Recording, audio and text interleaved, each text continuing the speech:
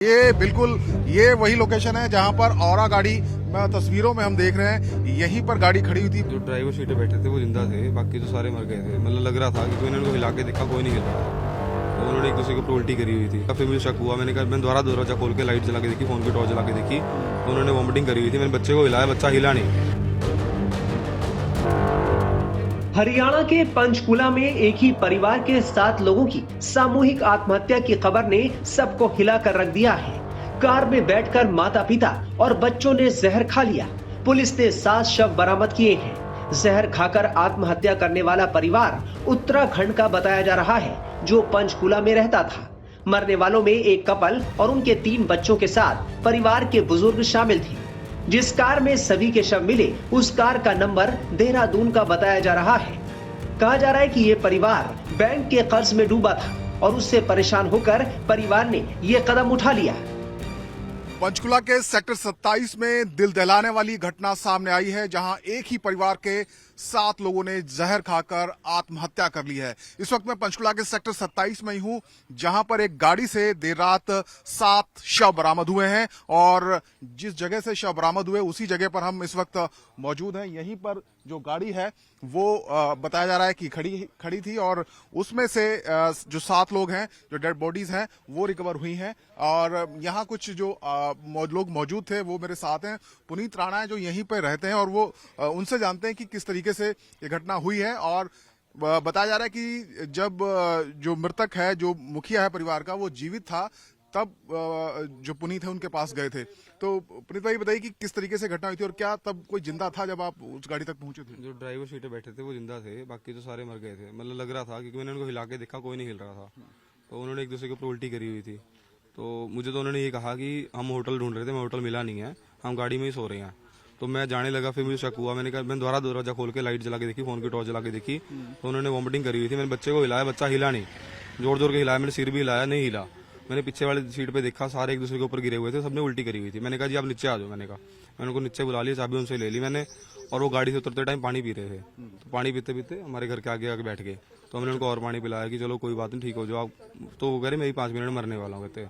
हमने सबने जहर खा लिया, मैंने भी खा लिया कहते। तो आपने ये नहीं पूछा कि क्यों खाया, ऐसा कदम क्यों? कह रहे भी हमारा बैंक का कर्जा है बहुत ज्यादा कहते, भी हमने इस करके सुसाइड कर लिया। कह रहे हमारे रिलेटिव बहुत अमीर हैं कहते, और भी किसी ने हमारी मदद नहीं करी है, इसलिए मर रहे हैं हम सारे। तो क्या ये कहीं बाहर से आए थे, बताया जा रहा है कि देहरादून के थे, या यहीं कहीं रहते थे? क्या बताया उन्होंने? उत्तराखंड नंबर गाड़ी थी, बाकी ये नहीं पता वो कहाँ से थे कहाँ से नहीं। कह रहे कि उत्तराखंड नंबर की गाड़ी थी और वो यहाँ कथा सुनने आया था, ऐसा कुछ जिक्र किया? बोला तो उन्होंने ऐसी है कि हमें कथा सुनने आए थे और भी वहाँ पे हमें होटल नहीं मिला, तब हम यहाँ रुक रहे हैं। तो क्या लग रहा था, उन्होंने कुछ खाया था या कुछ किस तरीके से जहर कंज्यूम किया था, कहाँ किया था, कुछ बताया उन्होंने? नहीं, वो उन्होंने बताया कि हमने जहर खाया, बस उन्होंने यही बताया कि हमने खा लिया है। गाड़ी के शीशे तौलिए से कवर किए हुए थे? तौलिए से कवर कर रखे थे उन्होंने, तभी हमें शक हुआ है कि उन्होंने तौलिए से कवर क्यों करें, यहाँ गाड़ी हमारे घर के पास गाड़ी क्यों खड़ी है। मैंने तो नहीं कह दिया, मैं कहाँ से गाड़ी आप हटा लो, मार्केट में लगा लो। तो वो कहते कि ठीक है। फिर मेरे को जब शक हुआ, मैंने कहा रुक जाओ भैया 1 मिनट, मैंने को रोक लिया। तो रुकने के बाद मैंने चाबी मांग ली उनसे, मैंने कहा चाबी दे दो आप, कि मुझे भाग ना जाए कहीं। तो उन्होंने कहा कि मैं ही मरने वाला हूँ कहते हैं। जो गाड़ी कौन चला रहा था, जो मृतक? ड्राइवर सीट पे, वहाँ जो जिंदा था वही था ड्राइवर सीट पे, मेन तो वही था जी, आदमी तो वही था। आप बता सकते हैं कहाँ पे एग्जैक्टली गाड़ी खड़ी थी? बिल्कुल यहीं पे खड़ी थी, बिल्कुल जहाँ खड़ी थी। देखिए स्पॉट मैं दिखाता हूं आपको जहां पर गाड़ी खड़ी थी। ये बिल्कुल ये वही लोकेशन है जहां पर औरा गाड़ी तस्वीरों में हम देख रहे हैं, यहीं पर गाड़ी खड़ी हुई थी, पार्क की हुई थी। और यहां पर बताया जा रहा है कि जो गाड़ी थी उसके जो शीशे हैं वो टॉवल से कवर किए हुए थे ताकि कोई बाहर से देख ना सके। और जो आई विटनेस यहाँ हैं, जो लोग यहाँ पर मौजूद हैं, उन्होंने बताया कि उनमें से एक शख्स उस वक्त जीवित था और उसने बताया कि उन्होंने जहर खा लिया है क्योंकि कर्ज बहुत ज्यादा उनके ऊपर था और कोई मदद के लिए सामने नहीं आया। फिलहाल सभी के जो शव हैं वो मोर्चरी में रखवा दिए गए हैं और पूरे मामले की तहकीकात की जा रही है। कब आए थे लोग, कहां से आए थे, इसकी जानकारी अभी, हालांकि जो शुरुआती जानकारी वो ये कि देहरादून के रहने वाले हैं और यहाँ जो कथावाचक हैं बाबा बागेश्वर धीरेन्द्र शास्त्री, उनके कथा का आयोजन चल रहा है, वहां पर वो आए थे और यहां से लौटते वक्त उन्होंने जहर खाकर गाड़ी में आत्महत्या कर ली। पुलिस को मामले की जांच में पता चला कि परवीन ने हाल ही में देहरादून में टूर एंड ट्रेवल का बिजनेस शुरू किया था। उन्होंने अपने बिजनेस में खूब पैसा लगाया था, लेकिन कामयाबी हासिल नहीं हुई थी। ऐसे में बिजनेस में आए घाटे की वजह से परवीन का परिवार बुरी तरह से कर्ज में डूब गया था। उनके परिवार का गुजारा भी बेहद मुश्किल से हो रहा था। इसलिए परिवार ने खुदकुशी कर ली। देर रात तकरीबन 11 बजे की ये घटना है जो बताई जा रही है और इसी गाड़ी से तमाम जो शव हैं वो बरामद हुए। जो आई विटनेस है, जो लोग मौजूद थे आसपास के, उन्होंने पुलिस को सूचित किया। उसके बाद पुलिस पहुंची और यहां से जब जो शव हैं वो निकाले गए, लेकिन जब आई विटनेसेस ने देखा तो परवीन मित्तल जीवित था, लेकिन उसका जो बाकी फैमिली मेंबर्स थे वो सारे मर चुके थे। और आप देखिए किस तरीके से यहाँ पर कुछ एक सिरप रखा हुआ है। आप देखिए यहाँ गाड़ी के डैशबोर्ड में आप देखिए राइसेनिया नाम से जो सिरप है वो यहाँ पर रखा हुआ है। क्या यही कोई दवाई या जहरीला पदार्थ है वो उन्होंने कंज्यूम किया था, ये देखने वाली बात है। लेकिन आप देखिए इसी गाड़ी में वो सवार होकर आए थे और बताया जा रहा है कि बाबा बागेश्वर की जो कथा है पंचकुला में, उसको सुनने के लिए वो यहाँ पहुंचे थे और उसके बाद उन्होंने इसी गाड़ी में बैठकर सुसाइड कर लिया। बताया जा रहा है कि कर्ज का बोझ बहुत ज्यादा बढ़ गया था और कर्ज के बोझ को वो सह नहीं पाए, उनकी मदद किसी ने नहीं की और इसीलिए उन्होंने सुसाइड करने का फैसला किया। तो सामूहिक सुसाइड हुआ है, सनसनीखेज सामूहिक सुसाइड का मामला पंचकुला में सामने आया है और इसी गाड़ी में, एक ही गाड़ी में 7 शव बरामद हुए हैं। तो बेहद सनसनीखेज ये वारदात जो घटना है ये सामने आई है, जहां एक ही परिवार के 7 लोगों ने सामूहिक रूप से आत्महत्या कर लिया। और हम पहुंचे हैं उसी गाड़ी के पास जिस और गाड़ी में जो शव हैं वो बरामद हुए थे। ये वही गाड़ी है, उत्तराखंड नंबर की ये गाड़ी है, UK 07DY3055। इसी गाड़ी में देर रात तकरीबन 10:30 बजे से लेकर 11 बजे के बीच में जो परवीन मित्तल और उनका परिवार है वो मौजूद था और इसी गाड़ी में बैठकर उन्होंने जहर खाया। और जो हमें आई विटनेस है, जो लोग मौजूद हैं सेक्टर 27 पंचकुला में जहां पर ये गाड़ी खड़ी थी, वहां पर भी लोगों ने बताया था कि किस तरीके से जो गाड़ी के शीशे हैं, जो खिड़कियां हैं, उनको टॉवल से कवर किया गया था ताकि अंदर क्या हो रहा है पता ना लग सके। और देखिए अभी भी एक शीशे पर जो पिछली खिड़की है वहां पर तौलिया आपको दिखाई दे रहा है और गाड़ी के अंदर भी आप देखिए कुछ कोई जो दवाई है या हम कह नहीं सकते कौन सा केमिकल है, उसका एक यहाँ पर रैपर अंदर आपको दिखाई दे रहा है। क्या इसी जहर को, इसी नाम से जो जहर है उसको उन्होंने कंज्यूम किया, ये हालांकि जांच का विषय है।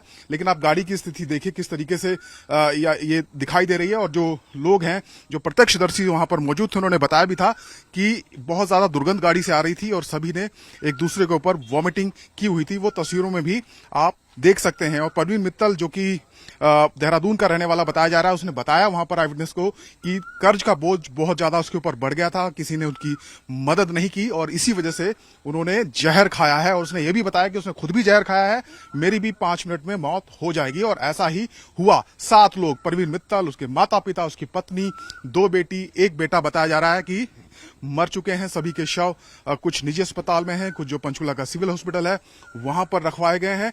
देखिए मैं समझाने की कोशिश करता हूं। पंचकुला सेक्टर 5 एक जगह है जहां बाबा बागेश्वर की कथा कल से शुरू हुई है और वहां पर सैकड़ों लोग कथा सुनने के लिए आ रहे हैं। तो बताया जा रहा है ये परिवार भी देहरादून से आया था। वहां से सेक्टर 5 से सेक्टर 27 की दूरी तकरीबन 8 से 9 किलोमीटर होनी चाहिए। वो वहां पर पहुंचते हैं और सेक्टर 27 में एक रिहायशी सेक्टर है जो कि वहां पर जाते हैं और गाड़ी को इस तरह से कवर वो कर लेते हैं तौलियों से कि अंदर क्या हो रहा है किसी को पता ना लगे।